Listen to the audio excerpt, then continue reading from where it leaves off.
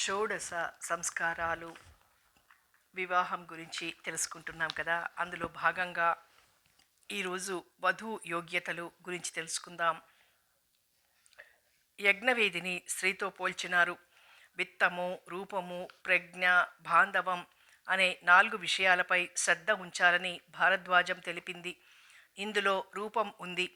ఈ రూపానికే కొందరు అధిక ప్రాధాన్యాన్నిచ్చారు. ఎవరిపై పురుషుడి మనస్సు రమిస్తుందో, ఎవతి నేత్రానందకరంగా ఉంటుందో ఆ కన్యను శుభలక్షణ సంపన్నురాలిగా భావించాలి గాని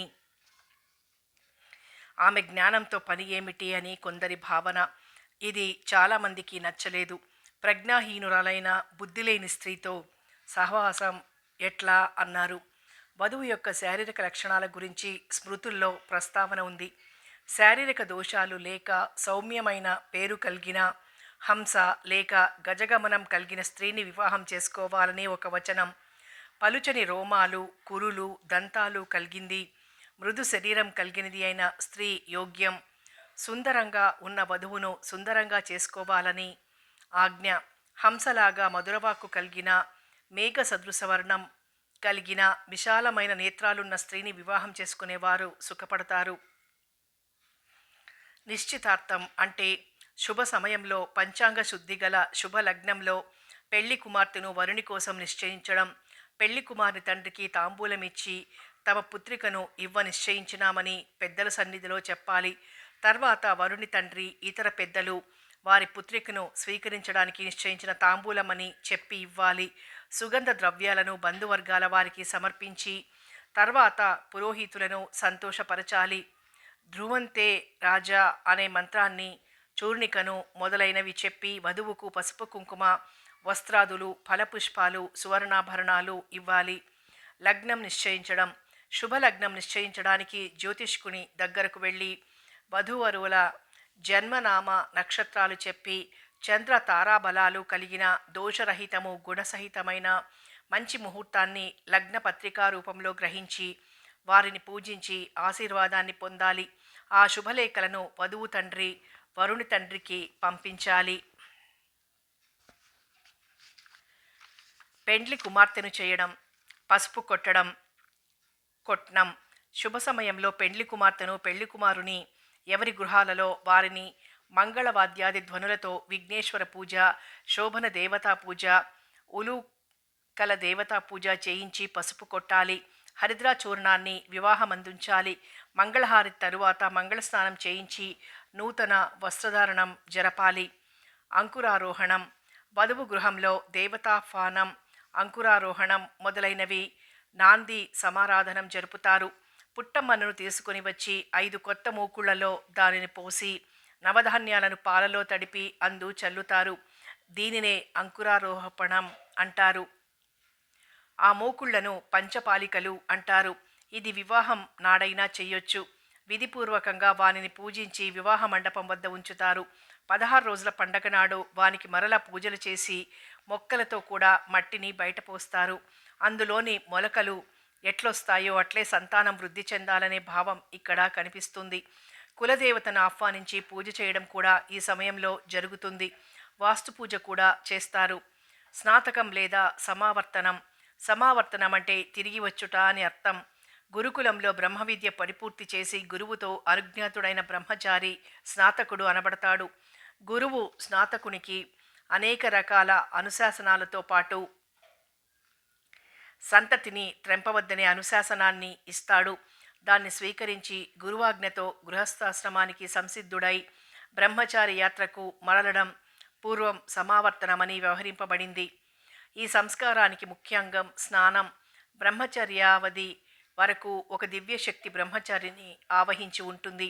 అది సాధారణ జీవనంలో ప్రవేశించకుండా దూరం చెయ్యాలి.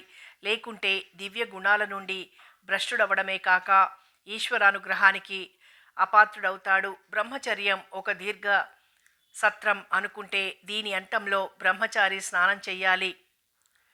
ఆచార్యాయ ప్రియం ధనమాహృత్య ప్రజాతంతుం మావ్యవత్సేతి అంటే ఆచార్యుని కోరికను అనుసరించి దక్షిణ రూపంగా ధనాన్ని సమర్పించి సంతతి తంతువును రక్షించడానికి స్నాతకుడు గృహస్థాశ్రమం ప్రవేశించాలని ఉంది.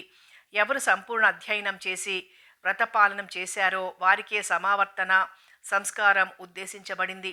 అర్థం తెలియకపోయినా, బ్రహ్మచర్య నియమాలను పాటించకపోయినా, కేవల మంత్రాలను కంఠస్థం చేసేవారికి సమావర్తనాధికారం లేదు. కానీ కాలక్రమంలో ఈ నియమపాలన శిథిలమైనట్లు కనిపిస్తుంది. 3 రకాల స్నాతకాలు ప్రత్యేకంగా కనిపిస్తున్నాయి. మొదటి ప్రకారం వ్రత స్నాతకుడు అంటే బ్రహ్మచర్య వ్రతాన్ని పూర్తి చేసుకుని విద్యా పరిపూర్ణత్వాన్ని పొందినవాడు. రెండవ ప్రకారం విద్యా స్నాతకుడు అంటే విద్యా పరిపూర్ణత్వాన్ని పొందినవాడు. మూడవ ప్రకారం బ్రహ్మచర్య వ్రతం సంపూర్ణ విద్యా ప్రాప్తి సిద్ధించినవాడు. ఉభయ స్నాతకుడు వివాహమయ్యే వరకు స్నాతకుడని, ఆ తర్వాత గృహస్థుడుగా పరిగణించాలని ధర్మసూత్రాలు తెలుపుతున్నాయి. స్నాతకుడైన వెనువెంటనే వివాహం చేసుకోకుంటే ఏ ఆశ్రమానికి చెందని వారవుతారనే భావంతో వివాహం నిశ్చయమైన తర్వాత సమావర్తన సంస్కారాన్ని ఈ రోజుల్లో చేస్తున్నారనిపిస్తుంది. ఈ దీక్షలో గురువు శిష్యునికి క్షురకర్మ, నూతన వస్త్రధారణం చేయించి తర్వాత గురుదక్షిణ, దానితో ఆవును, దూడను, ఎద్దును స్వీకరించి 1 సంవత్సరం దీక్ష చేయించి సమావర్తనం చేయించాలి. ఇక్కడ గురువు అనుమతి పొందడానికి గురుదక్షిణ సాంప్రదాయం ఉన్నది. గురుదక్షిణ సమర్పించడం మహోత్తమం. ఆ రుణాన్ని తీర్చడం అసాధ్యమని శాస్త్రాలు తెలియజేస్తున్నాయి.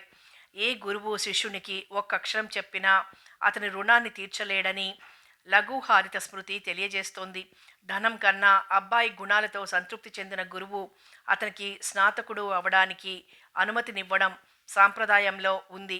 ఈ సంస్కారాన్ని ఒక శుభదినాన జరిపించాలి. ప్రజాపతి దేవతాకమైన రోహిణిలో స్నాతకం జరిగితే సంతానం, సోమ సంబంధమైన మృగశిరలో అయితే సోమయజ్ఞాల ఫలం, బృహస్పతి సంబంధమైన పుష్యమి నక్షత్రమందైతే బ్రహ్మవర్చస్సు, సవితృ దేవతాకమైన హస్తయందైతే సవితృ ప్రేరణ, మిత్ర సంబంధమైన అనురాధ ఎందైతే మిత్రత్వం, విష్ణువుకు చెందిన శ్రవణ నక్షత్రంలో అయితే యజ్ఞఫలం లభిస్తాయి. స్నాతకం సకాలంలో చేయనందుకు ప్రాయశ్చిత్తం ఉపవాసం ఉండడమే. స్నాతక వ్రతాన్ని చేయబోతున్నామని సంకల్పించి దానికి అంగంగా గణపతిని పూజించి తర్వాత పుణ్యాహవచనం చేసి సభకు నమస్కరించాలి. ఆ తర్వాత ఉపనయనం నుండి స్నాతకం వరకు బ్రహ్మచర్య వ్రతలోపాన్ని పోగొట్టడానికి ప్రాయశ్చిత్తం చేసుకోవాలి.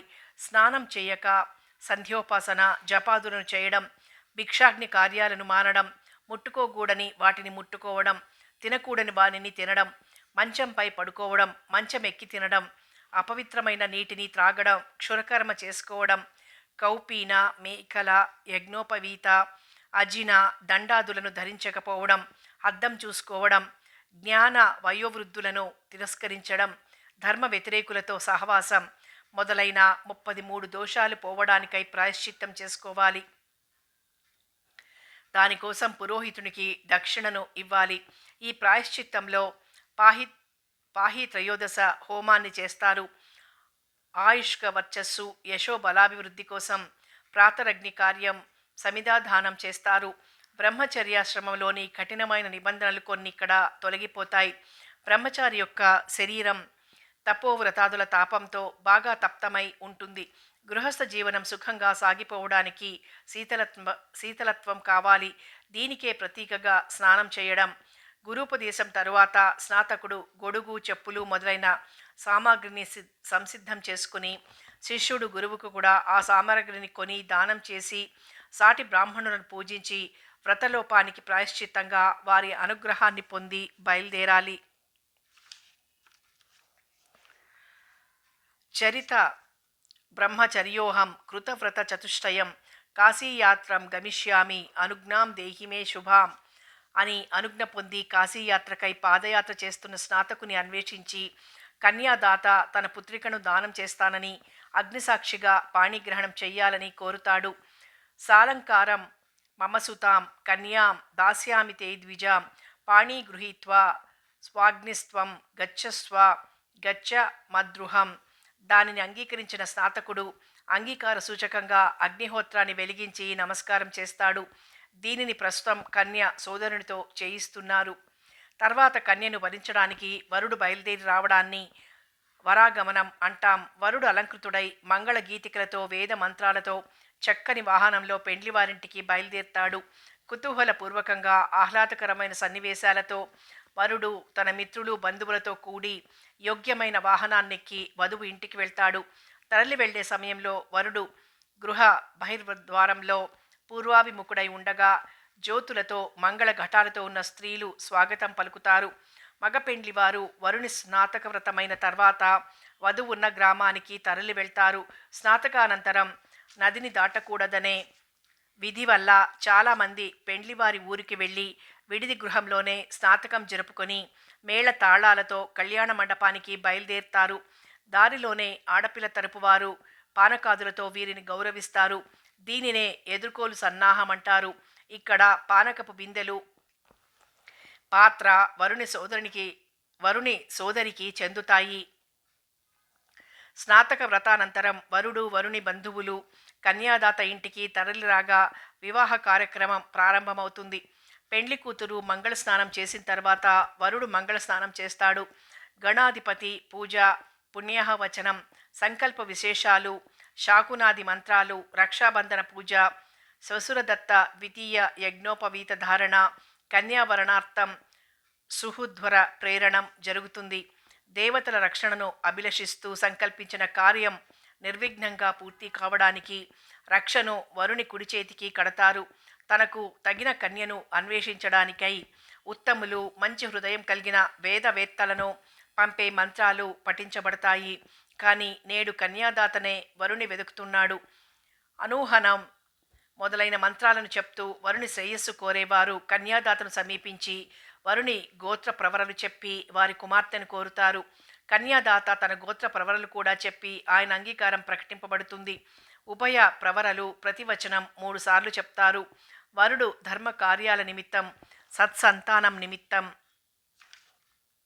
పెండ్లాడుతున్నానని సంకల్పిస్తాడు.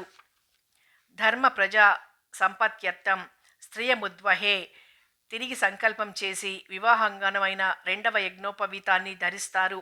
ఇది కన్యాదాత వేస్తాడు. గౌరీ పూజ.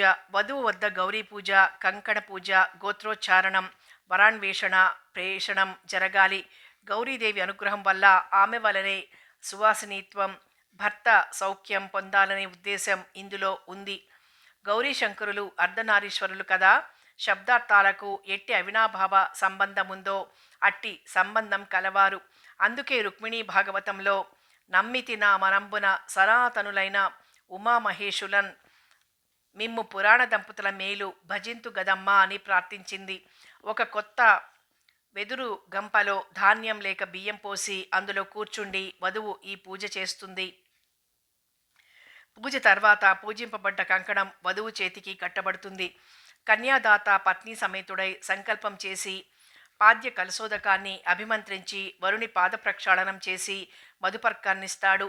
పాద ప్రక్షాళనం వల్ల పోయిన తేజస్సును మళ్ళీ గ్రహించడానికి వరుడు మయిమహో అనే మంత్రాన్ని పఠించాలి. అంటే నా యందు తేజస్సు, కీర్తి, ఇంద్రియాలు, వీర్యం ఉండుగాక అని అంటాడు. కన్యాదాత వరుని లక్ష్మీనారాయణ స్వరూపిణిగా భావించి నూతన వత్సరాలు, అంగుళీయకం మొదలగునవి యథాశక్తిగా ఇచ్చి పూజిస్తాడు. పెళ్లి కుమార్తెను గౌరీ పూజ సన్నిధిలోంచి తెచ్చే మేనమామకు బట్టలివ్వాలి. వాటిని ధరించి తట్టతో సహా పెళ్లి కుమార్తెను తీసుకుని రావాలి.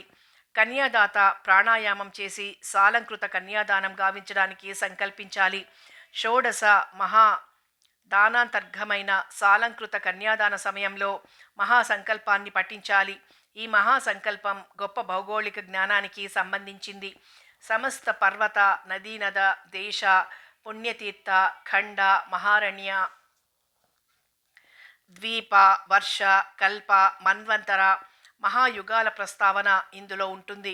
కన్యాదాత గంగా నది యొక్క ఇసుక రేణువులతో సప్తర్షి మండలం వరకు వరుసగా పేర్చగా వచ్చిన సంవత్సరాలను 1000తో గుణింపుగా గల సంవత్సరాలు అయిపోయిన తర్వాత ఒక్కొక్క ఇసుక రేణువును వేరువేరుగా తొలగిస్తూ రాగా అన్ని రేణువులను తొలగించడానికి కావలసినంత కాలం బ్రహ్మలోకంలో నివసించు సిద్ధి కలగడం కోసం సూర్యమండలం వరకు నువ్వు గింజలను వరుసగా పేర్చగా వచ్చిన రాశిని వేయించి వేయిచే గుణించగా వచ్చిన సంవత్సరాలు అయిపోయిన తర్వాత ఒక్కొక్క నువ్వు గింజను వేరువేరుగా తొలగించడానికి కావలసిన కాలం బ్రహ్మలోకంలో నివసించే సిద్ధి కలగడం కోసం గ్రహమండలం వరకు సన్న గోధుమ గింజలను వరుసగా పేర్చగా వచ్చిన రాశిని వేయితో గణింపగా వచ్చిన సంవత్సరాలు అయిపోయిన తర్వాత ఒక్కొక్క గింజను వేరువేరుగా తొలగించడానికి కావలసినంత కాలం బ్రహ్మలోకంలో నివసించే సిద్ధి కలగడం కోసం నక్షత్ర మండలం వరకు ఎద్దు తోకపై ఉండే వెంట్రుకలను పేర్చగా వచ్చిన దానిని వేయితో గుణించగా వచ్చిన సంవత్సరాలు అయిపోయిన తర్వాత ఒక్కొక్క వెంట్రుకను తొలగించడానికి కావలసినంత కాలం బ్రహ్మలోకంలో నివసించే సిద్ధి కలగడం కోసం అగ్నిష్టోమం మొదలైన 100 విధాలైన యజ్ఞాల్లో ఒక్కొక్కటి ముమ్మారుగా ఆచరించిన పుణ్యఫలాన్ని పొందడం కోసం కోట్లాది సంవత్సరాలు బ్రహ్మలోకాల్లో నివసించడానికై సమస్త యజ్ఞఫలాలు సిద్ధించడానికై తనతో కూడి 10 తరాలు వెనుక 10 తరాలు ముందు మొత్తం 21 తరాల వారు తరించడానికై అలంకరించబడిన కన్యను ఉదకపూర్వకంగా దానం చేస్తున్నామని కన్యా మహాదానం చేస్తాడు. ఇక్కడ ఇతర దానాలలో లాగా పూర్తిగా వదిలిపెట్టకుండా తన కూతురుపై హక్కు విడవకుండా దానం చెయ్యాలి. భవిష్యత్తులో భర్త నుండి ఆమెకు ఎటువంటి బాధ కలిగినా తండ్రి పోషింపదగిన వాడవుతాడు. అందుకే ఈ విధంగా చెయ్యాలి. వరుణి యొక్క గోత్ర ప్రవరలను చెప్పి వధువు యొక్క గోత్ర ప్రవరలను కూడా చెప్పి కన్యాదానం చెయ్యాలి. అప్పుడు తుభ్యమహం సంప్రదదే అనువరకు చెప్పాలి. నమమ అనే శబ్దం కన్యాదానంలో చెప్పదగదు. వరదక్షిణ సువర్ణమియ్యాలి. వరుడు స్వస్తి అంటూ ప్రేరకుడైన పరమేశ్వర ప్రేరణచే అశ్విని కుమారుల బాహువులతో పూషన్ అనే దేవత బాహువులతో నిన్ను గ్రహిస్తాను అని అంటాడు. కన్యాదాన సిద్ధికై నా శక్తి కొలది దక్షిణ ఇస్తున్నానని కన్యాదాత అంటాడు. ధర్మార్థ కామాలందు ఈ కన్యను విడిచి నడవకూడదని, వ్యతిరేకంగా కూడా నడవకూడదని కన్యాదాత వరునికి చెప్పాలి. తర్వాత వరుడు ధర్మార్థ కామాలను మీరి నడవనని పలకాలి. ఈమె సలహా లేక ఏ పని చెయ్యనని వరుడు 3 సార్లు ప్రతిజ్ఞ చేస్తాడు. మరికొన్ని విశేషాలు మరో భాగంలో తెలుసుకుందాం.